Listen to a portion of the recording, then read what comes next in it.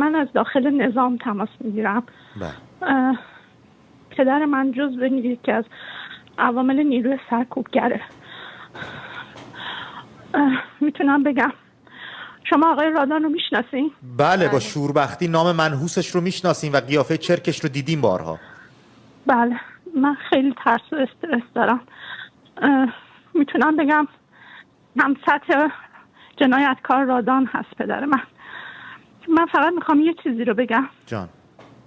به مردم ایران، به این سرکوبگرا حواستون باشه. این فرمانده هاتون ساک و چمدوناشون رو بستن. برای من که دخترش هستم، برای مادرم، برای تمام اعضای خانوادمون پاسپورت های جعلی درست کردن با اسم مشخصات جعلی که ما رو فراری بدن به خارج. پدر من چمدون دلار تو خونه قایم کرده. مدام با تلفنش منو بگین بیام دادگاه لاهه. من یه آدم زندم، شاهدم که چه جنایتایی فقط پدر خود من کرده. فاطمه جان، الان دستور میده بکشین. من کجا بیام؟ من عکس دارم، فیلم دارم، مدارک دارم. ما اینا نیستیم. من سر جنبش محض رفتم، منو گرفتن با 3 تا از دوستان، ولی منو شناختن. پدرم اومد منو آزاد کرد. تو همون خونه باتون به سر من شوکر زد به من. پدرت؟ باتون زد که من نرم، ولی دوستامو ول نکردم، به اونا تجاوز شد. ما این درد داره به کی بیایم بگیم بابا این لامصب پدرم، ولی من ازش متنفرم. ما اینا رو نمیخوایم. ما از خانواده ایناییم، ولی اینو دارن بچه هاشونم میکشن، سرکوب میکنن.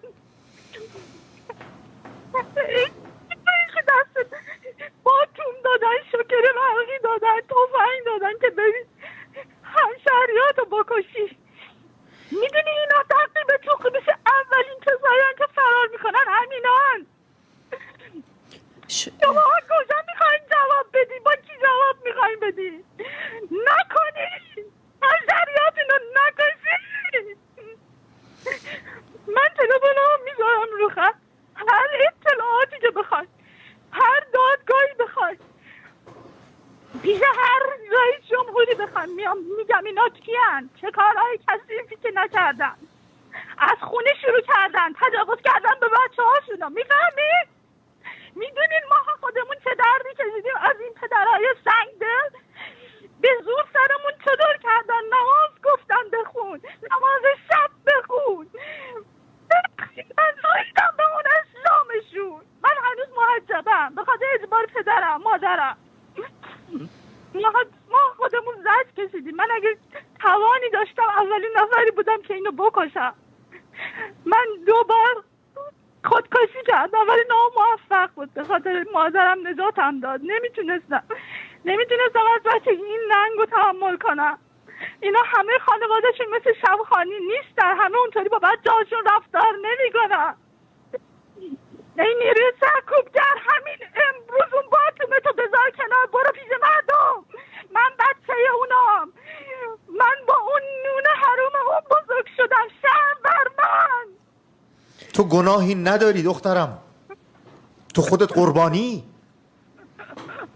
و درود به شجاعتت. نیست، اگه بودم کاری میکردم، دستم خالی، من سنی ندارم. داری کاری میکنی، این همین تماست بزرگترین کاری بوده که انجام دادی. تو کار بزرگی، تو خیلی شجاعی. پادشاه ما رو نجات بده. اگه صدای منو میشنوی، همیشه به ما گفتن این خاندان بد بودن، ظلم بودن، ظالم بودن، ولی چشم باز کردم دیدم نه، واقعیت چیز دیگه است. ظلم بالا سرمه، گوشمه، پدرمه، مادرمه. بعد یه چیزی هم میخواستم بگم، اینا خیلی ریزش کردن، دارن مدام زنگ میزنن به فک و فامیل، التباس میکنن با دلارهای زیاد که بیاین جزو نیروی سرکوبگرشین، اعتراضاتو خاموش کنین. نمیان، میترسن. خیلی ریزش کردن. فاطمه از مردم ترسیدن؟ هوشیار باشین مردم. من دارم بهتون میگم اولین حق به تو بشه. جا دارن، پاسپورت دارن به اسم جعلی، دلار دارن، خونه های آنچنانی دارن. من میتونم از این امکانات استفاده کنم ولی خودمو به خطر انداختم. دارم بهتون میگم بذارین کنار، دستتون بیشتر از این به خونه آلوده نکنی. فاطمه جانم تماس رو قطع نکن، اجازه بده من همکارانم پشت خط با تو باشن و اجازه بده من اسمم فاطمه نیست. الان هیچی نمیخواد بگی. الان هیچی نمیخواد بگی فاطمه. سپری گوهر عشقیم. من محشامیدیم. من نیکام. تو عزیز دلی، تو شجاعی، تو شیرزنی. تلفنی که کردم من شاید بدارم منو بکشه، شاید بفهمد، شاید نمیدونم. من هیچ امنیت جانی ندارم چون برام پیش اومد. من رفتم اعتراض کردم، پشت مهسا بودم. چرا اون دختر شهرستانی بود، مهمون ما بود، چرا کشتنش؟ منو گرفتم بردم خیابون وزارت اطلاعات وزرا.